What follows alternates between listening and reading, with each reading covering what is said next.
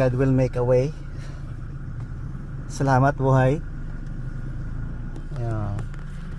Every day we should be thankful to God and be grateful for His goodness. That's non-negotiable. There is God. There is God. We don't have to blaspheme God. That's why people race to heaven pretending to be holy, pretending to be good, and that's the first fall of man, greediness. Because of this fertile imagination that you will be like God,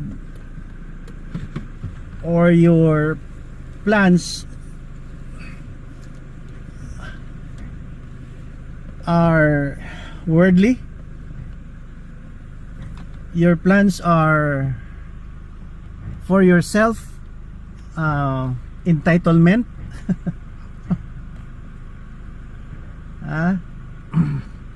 You want to be popular, rich, anything superlative outside from the law of God or not pleasing to God. That's why sometimes we don't consider God as the creator. This God is above us all. He is the creator, the most holy person. That's why we don't have to imitate God. This is your Papa Bot, January 14. I forget. Yeah, I think 14, January 14, 2025. Apostolic job. You know what is apostolic job? Apo is grandkid. See?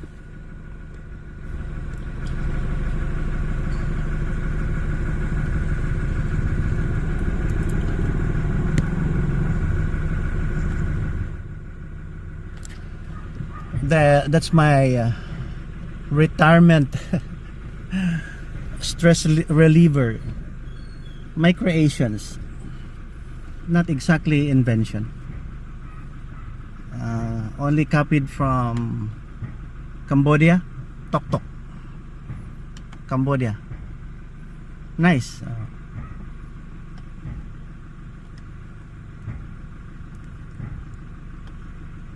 Sa atin kasi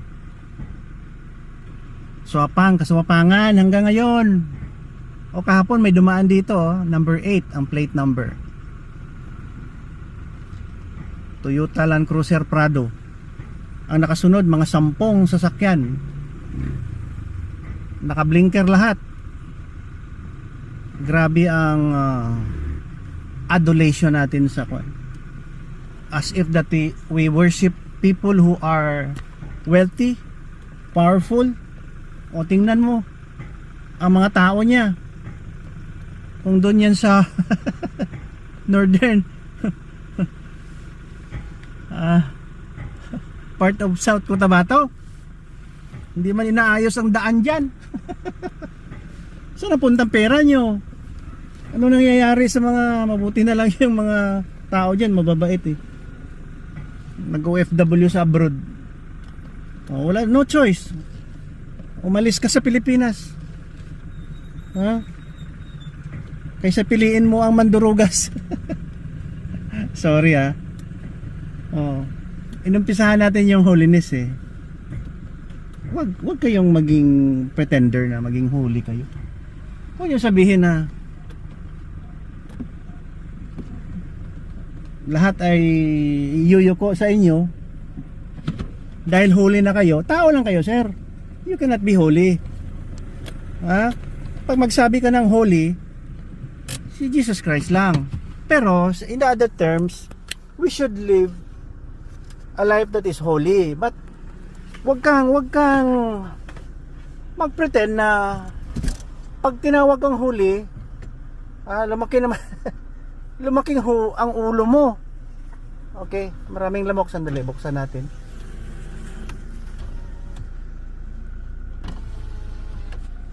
Sana lumabas yung lamok. Yeah, sundo tayo ng apo.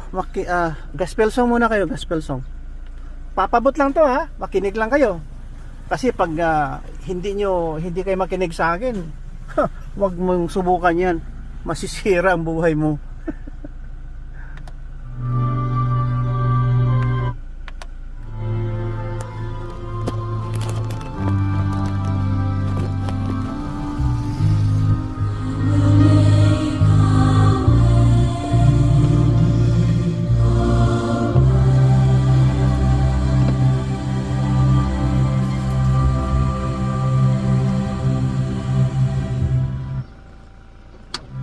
God has promised He will never leave us nor forsake us.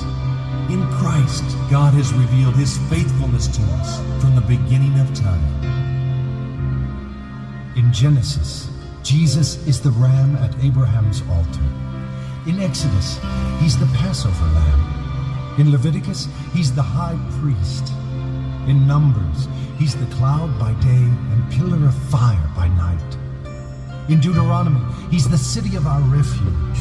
In Joshua, He's the scarlet thread out Rahab's window. In Judges, He is our judge. In Ruth, He is our kinsman redeemer. In 1st and 2nd Samuel, He's our trusted prophet. And in Kings and Chronicles, He's our reigning king. In Ezra, He is our faithful scribe. In Nehemiah, He's the rebuilder of everything that is broken. And in Esther, He is the Mordecai sitting faithful at the gate. In Job, He's our Redeemer that ever liveth. In Psalms, He is my shepherd, and I shall not want. In Proverbs and Ecclesiastes, He's our wisdom. And in the Song of Solomon, He's the beautiful bridegroom. In Isaiah, He's the suffering servant. In Jeremiah and Lamentations, it is Jesus that is the weeping prophet. In Ezekiel, He's the wonderful four-faced man. And in Daniel, He is the fourth man in the midst of a fiery furnace. In Hosea, He is my love that is forever faithful. In Job, He baptizes us with the Holy Spirit.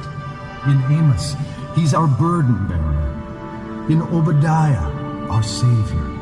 And in Jonah, He is the great foreign missionary that takes the word of God into all of the world. You go on and you see in Micah, He is the messenger with beautiful feet. In Nahum, He is the avenger. In Habakkuk, He is the watchman that is ever praying for revival. In Zephaniah, He is the Lord mighty to save. In Haggai, He is the restorer of our lost heritage. In Zechariah, He is our fountain. And in Malachi, He is the Son of righteousness with healing in His wings. In Matthew, Thou art the Christ, the Son of the living God. In Mark, He is the miracle worker. In Luke, He's the Son of Man. And in John, He is the door by which every one of us must enter. In Acts, He is the shining light that appears to Saul on the road to Damascus. In Romans, He is our justifier. In 1 Corinthians, our resurrection. In 2 Corinthians, our sin bearer. In Galatians, He redeems us from the law. In Ephesians, He is our unsearchable riches. In Philippians, He supplies our every need. And in Colossians, He's the fullness of the Godhead bodily. In 1st and 2nd Thessalonians, He is our soon-coming King. In 1st and 2nd Timothy, He is the mediator between God and man. In Titus, He is our blessed hope. In Philemon, He is a friend that sticks closer than a brother. And in Hebrews, He's the blood of the everlasting covenant. In James, it is the Lord that heals the sick.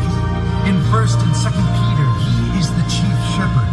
In 1st, 2nd, and 3rd John, it is Jesus who has the tenderness of love. In Jude, He is the Lord, coming with 10,000 saints. And in Revelation, lift up your eyes, church, for your redemption draweth nigh. He is King of kings and Lord of lords.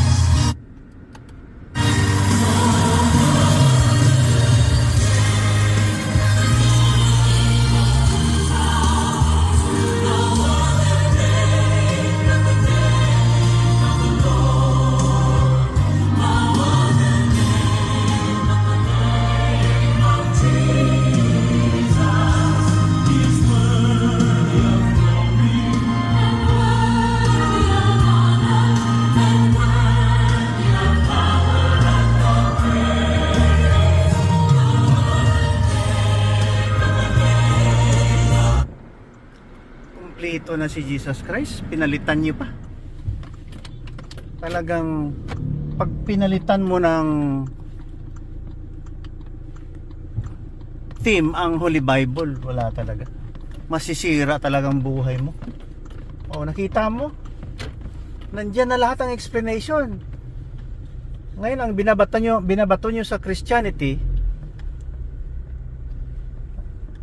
did Jesus Christ tell us that He is God from His mouth? Sir, wag naman ganun, sir. Napakamoron nyo naman, sir. Pinalitan nyo ng Bible, kayo pang gustong umangat. Mahilig kasi kayo ng takeover. Pag nasa may mga lugar kayong pinupuntahan, takeover. Gaya ng Al-Aqsa, takeover. Jewish people ang nauna dyan. Kailang may lol dahil grabe sila eh. How many times sila na enslave? Ha? Pinahirapan din sila gaya ng mga Pilipino, pinahirapan. Sinakop. Maawa naman kayo kay Jesus Christ, sir. Imam, Ustad, Abdul. I love you. Oo, wag tayong maging moron. Let's go back to Christ. Holy Bible ang pag-asa ng mundo eh. Ito hindi sa akin to, hindi sa akin to. I'm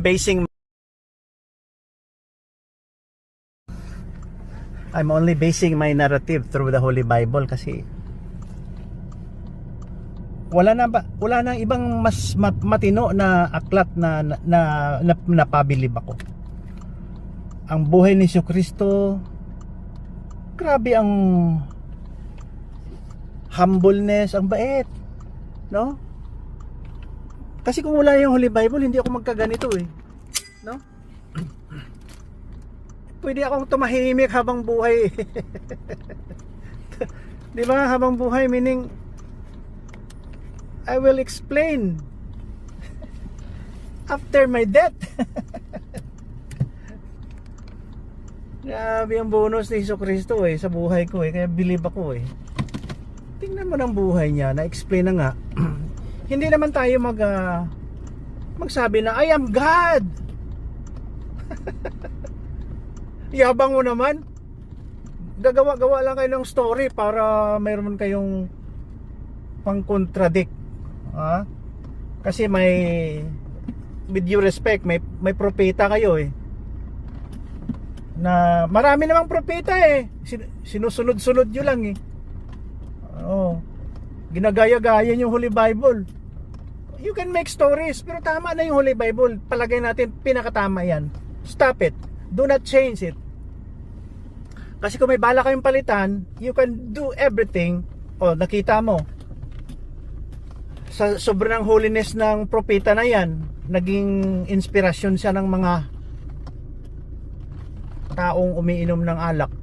Oh, yung bar. Oh, if you are in the Philippines, yung bar, nakakalasing yun eh. Yung may mga, di ba, parang 4 kantos yan na malaki. Oh.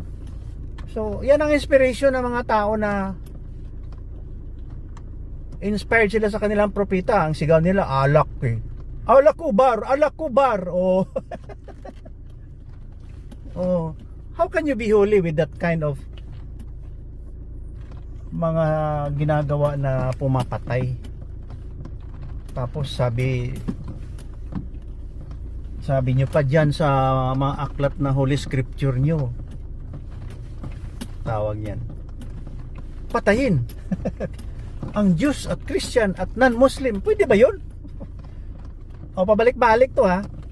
Balik-balik kasi yan lang ang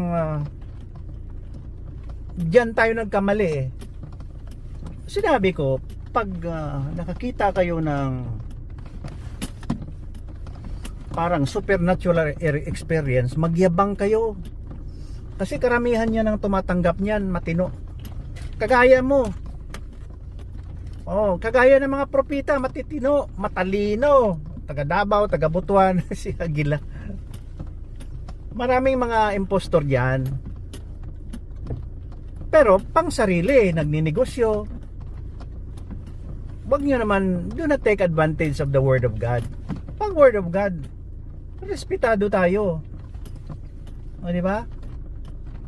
Pag may pangalan na God, respeto tayo. Although, we are humans. No problem. No problem. Humans lang tayo. Minsan nga, pag marami tayong kasalanan ginagawa, kaya acknowledge ko talaga. Just ask for forgiveness. Yun lang. Wala tayong magawa eh. Tao lang tayo eh. Prone tayo sa disaster of our mouth, of our thinking. Oo. Wala tayong magawa niyan. Basta, importante, ang buhay natin, i-dedicate natin kay God. Oo. Hindi tayo perfecto. Huwag natin abusuhin ang pangalan ni God. Yan ang gumawa sa atin. Nagpakatao. Oo. Nakita yung ginawa ng Golden Globe Awards sa Amerika. Nandun lahat ng mga mayayaman, matatalino, halos sinasamba ng mga celebrities. Ang host is parang si Nikki Glaser. Golf Lima Alpha Sierra Echo Romeo. Nikki. In I Kiki I.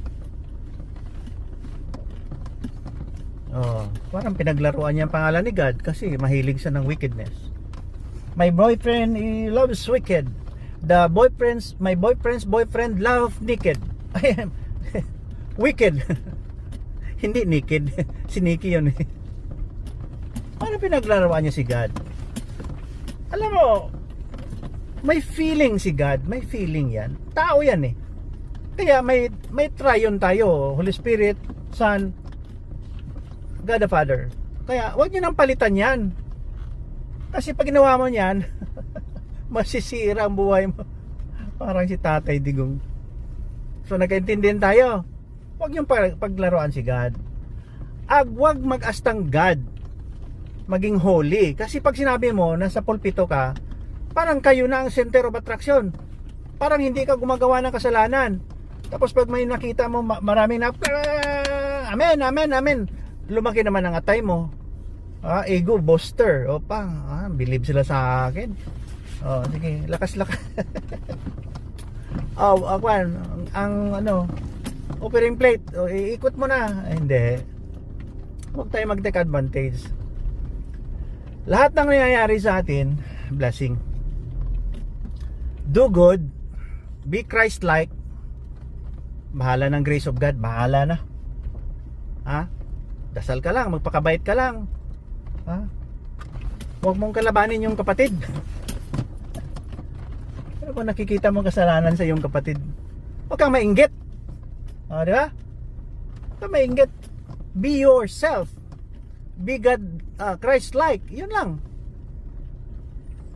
Kasi pag malayo ka sa ugali ni Jesucristo, wala. Parang gusto mo lang maghari-harian sa mundo. Di ba? Kayo na ang pinaka malakas na grupo. Sasali ka sa grupo na puro mayayabang. Na sila na lang ang tama. Wag.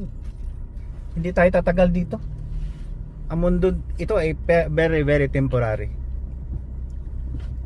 Temporary lang ang mundong to. Hindi natin madadala to. All we have is what we receive is all from the blessing and grace of God. Wala ang ibang makatino makapagsabi na ang ginawa niya galing sa kanya. Galing sa Panginoon lahat yan. Oo.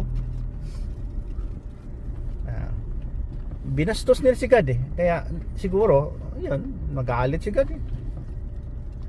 Una, nagpadala siya ng malakas na hangin. Mayaman, may pumutok na apoy.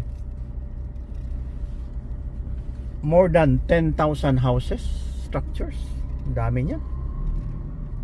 Naging abo. O ngayon, saan ka? Huwag naman. Lord, wag naman sa amin. Nagdasal lang ako na huwag mong bigyan kami ng pagsubok. Lahat ng mga kaibigan ko, lahat ng nanonood dito, hindi kasi ako mahilig mag okay, you touch the screen of the TV, we'll pray. Sa akin, ganito nang lahat, Lord, na nanonood dito kay Papa Bot, ay mabigyan ng blessing, protection. Lahat. At magbago na ang buhay ng mga taong nanonood kay Papa Bot. Yun lang. Magbago, maging Christ-like, na ipagtanggol si Jesucristo, at wag na magtrabaho, magbasa na lang ng Holy Bible. Hindi. You can read the Holy Bible anytime you want, then reflect. Totoo yan, totoo yan. Ayoko nang, may mga passages doon sa Holy Scripture ng Quran. Peace be upon that book. Ang ganda eh. Oh, yung left hand para dito sa katawan, yung isa naman para sa perineum. Mga good deeds, ha? Everything. 99.9% good deeds. May 0.1% ang nilagay. Jihad, terrorism, wala yan. Kabulastugan yan, kayabangan yan. O bakit mo hinaluan yan? Patayan yan, sir. Pwede ba good yan? Kaya balik tayo kay si Kristo, siyang nagsasabi ng tama. Okay? O, kayo tinuruan niya ako magsalita Alam mo, hindi ako nagsasalita. Ngayon napagod na ako. Kailan punta sa Apo, nag-overheat yung cellphone, nilagay ko sa aircon. Kaya ito, tinitingnan kong live pa tayo, baka overheat naman sa likod. Kasi nakatalikod yung camera Hindi ko ugali na reverse camera yung tingnan mo yung aking baro. Mababasa nyo kasi hindi reverse camera yan. Tine-check ko lang kung nandyan pa tayo naka-live. Ayan, doon sa likod may sign doon na we're online. So nagkaintindihan tayo, ha? Si Papa Bot napapagod. Pagising late. Kasi hindi tayo tumatagal sa mundo na malakas. Darating ang panahon na hihina tayo.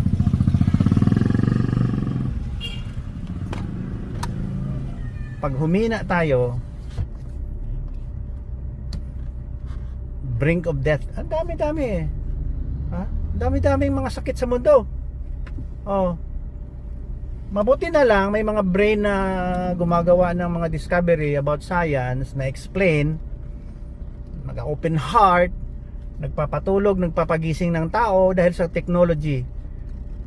So 99.9% ng mga tao ay gustong gumanda ang buhay ng tao. May 0.1% lang gustong sisirain. Sir, kung gusto mong sisirain ang iba, ang civilization, kayo mga 0.1 jihad, terorista at sa mga fundamentalist na Islam, hindi Hindu hindi Buddha.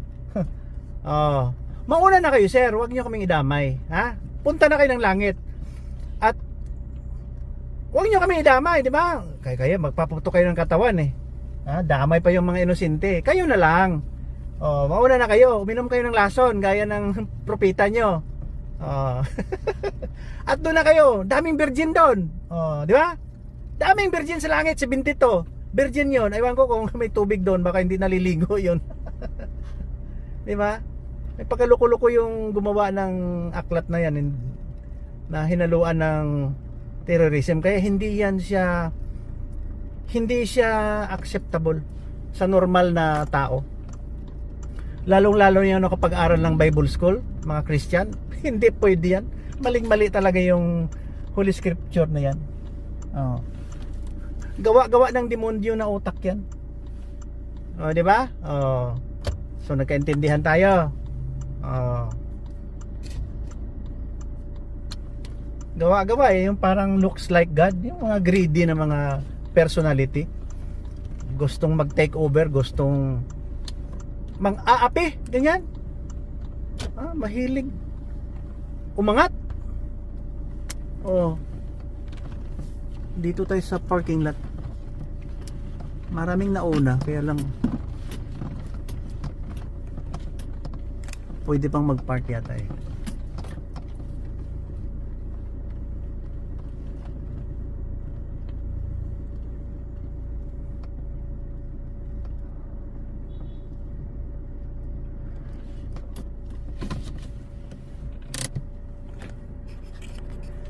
So nagkaintindihan tayo, ha?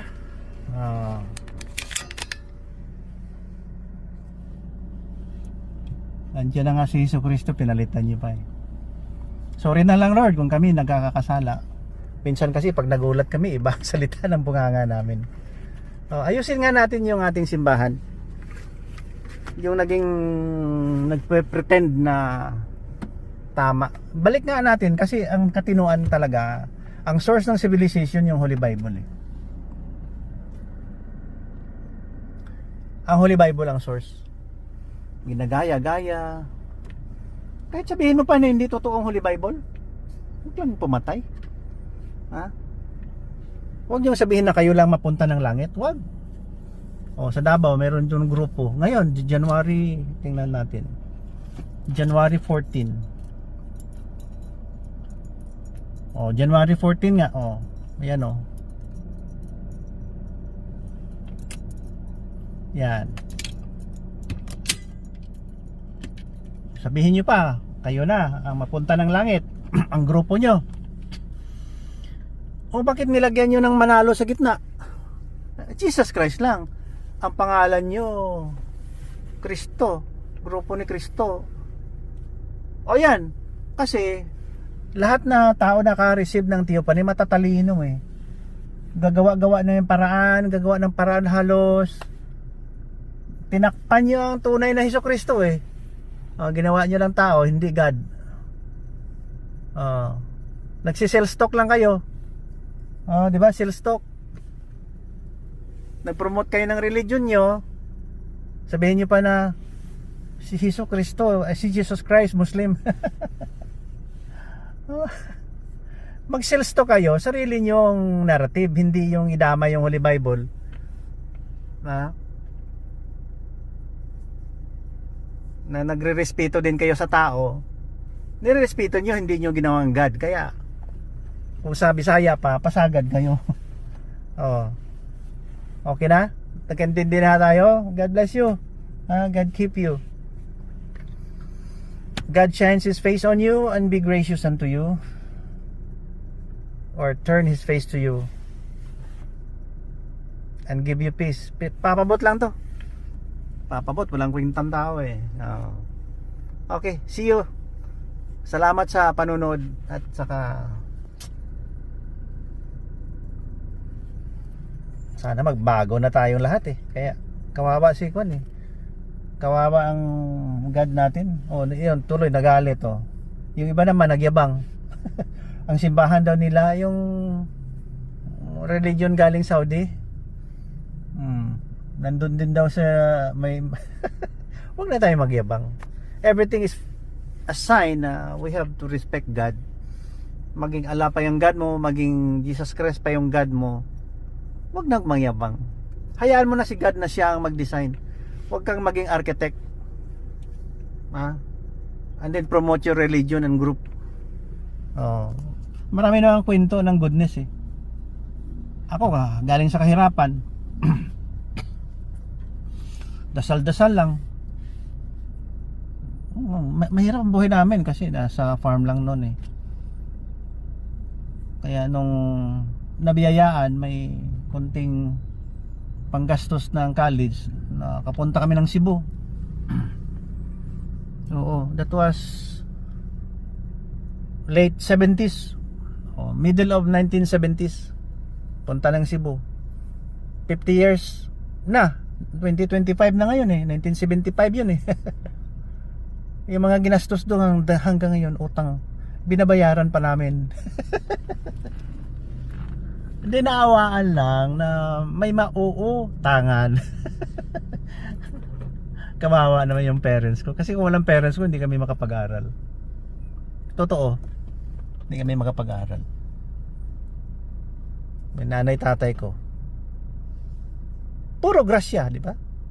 Grasya. Kaya pag may grasya, talagang grasya. Ganon yan. Mabait ang God eh, hindi siya malupit. Hindi siya malupit. Hindi siya pumapatay. Okay, bye-bye.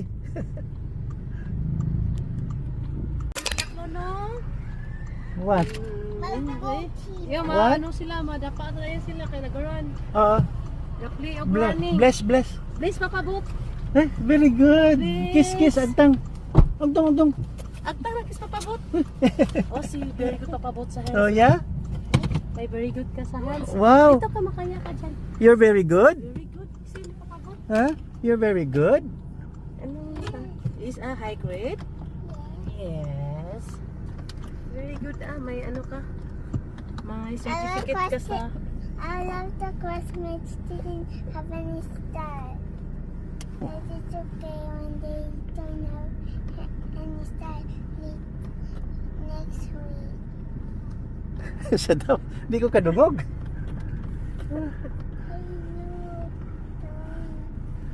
Ganong happy man siya unsay nahitabo. May star siya, may star. Is a high grade daw siya daw po. Ah, you have high grades. 1,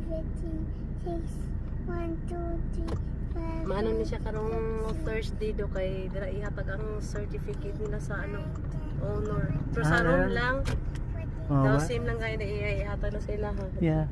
Sa room lang na siya. Ihatag ang certificate. Tagyaw-yaw.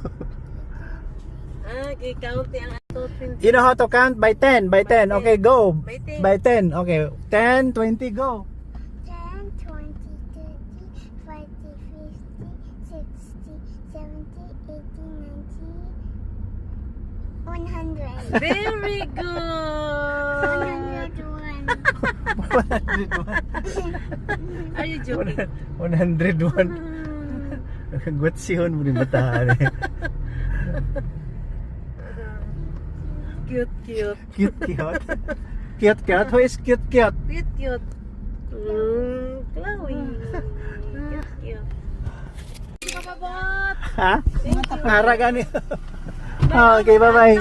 Ay, thank you. Nagkalo na si Ate Shen. Bigay mo sa Sige. Oh. papabot. Okay, bye-bye. Bye-bye.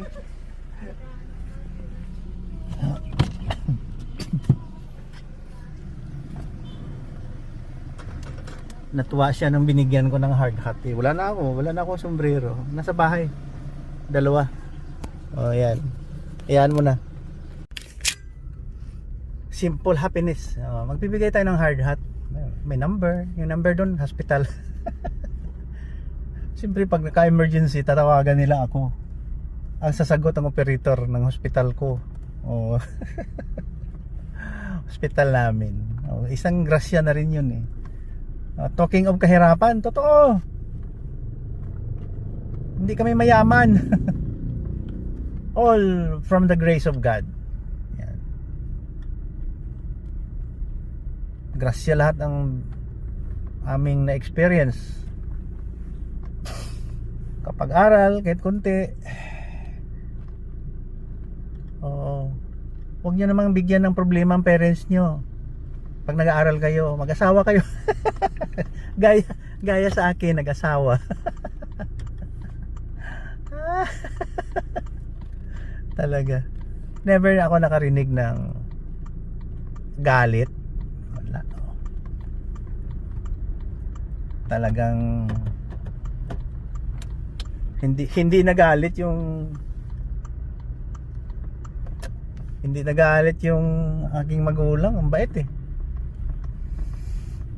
Nako, grabe, blessed kami ng good life because of our attitude. Good life in the sense that mabait ang parents, talented, no? Yung talented na hindi maro, mahinahon, nagpaplano, masipag, right words palagi ang lumalabas sa bunganga, may laman ang mga sinasalita. Importante sa kanilang dalawa, righteous people. Yung nanay tatay ko talagang Christ-like. Oo, namumuhay na Kristo, hindi na terorista at demonyo. Di ba? Kasi kung may environment ka na tuturo ng mali, demon-like, yung attitude mo the same. Di ba? Kaya Christ-like, number 1, sundin yan. Oh. Kasi kung na-expose din ako sa palagay natin may mga experience ka about, may lamang ka kasi may experience ka eh. Isa na yan, theophany. May lamang ka na. Na-expose ka sa kademonyuhan. Nako, maging radical ka, sir. Totoo. Kung hindi ka lang siguro mayabang, ano ka, siguro nagtatago ka sa batas. Dahil gusto mong maging ikaw, maging sino ka, maging sikat ka, warrior ka, leader ka, matalino ka eh. Gaya ng mga leader ng mga churches. Matatalino yan. Marunong magmanipula ng utak ng iba. Hindi ka ba nahiya? Alam mo na mali, gawin mo pa.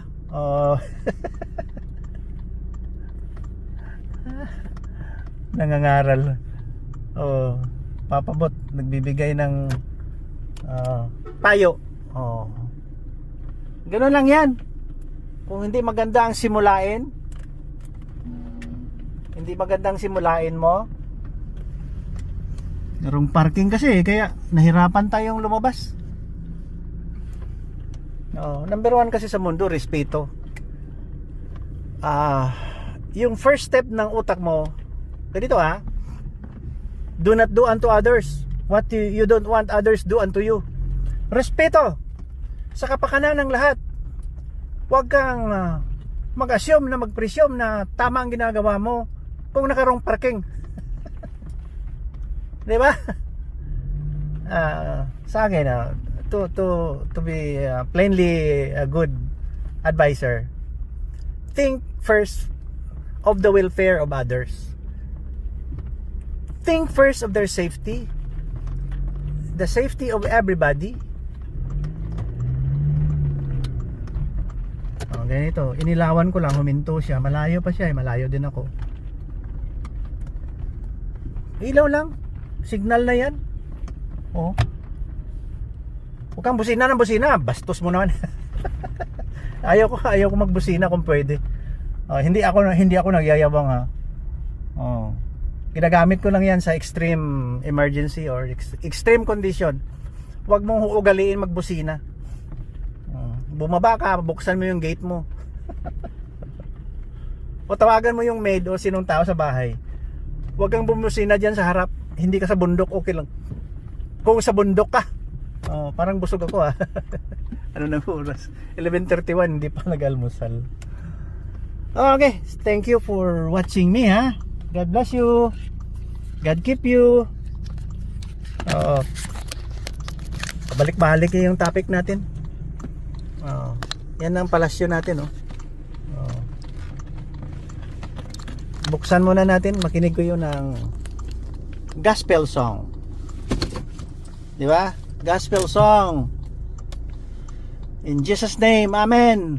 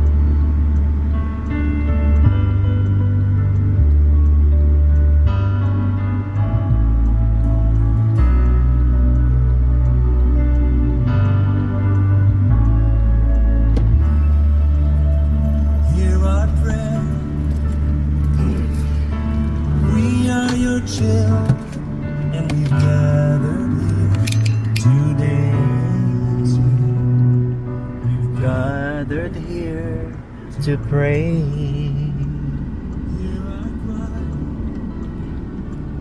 Lord, we need your mercy and we need your grace today. Hear us as we pray. Our Father, who art in heaven, hallowed be thy name. Our Father, us from heaven, forgive our sins, pray.